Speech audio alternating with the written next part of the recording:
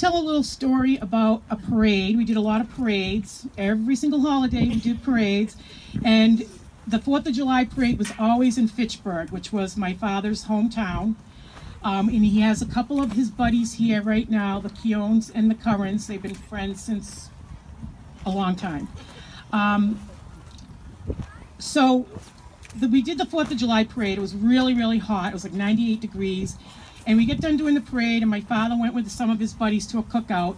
And Chris Ruggieri and I were driving home, and the trailer breaks down right in between a funeral home and St. Bernard's Church, which was my dad's church when he was in, when he lived in Fitchburg. So, thankfully, the funeral director came over, and of course he knew my dad. He's like, come on in here and use the phone, and he gave us some nice cold water and everything. And they didn't have cell phones then, so thank God he let us in, and we called for help from the jail.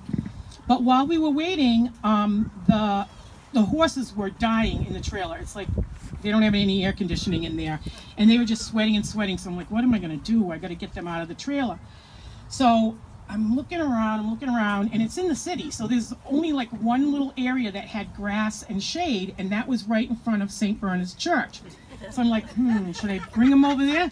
So I hear this voice in my head saying, Kel, it is far better to ask for forgiveness than it is permission. So I said, and it was my dad's voice, of course.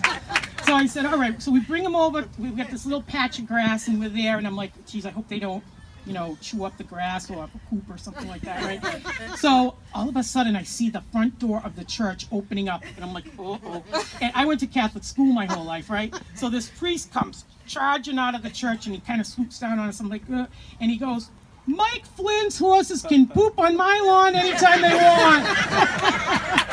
He had friends all over the place.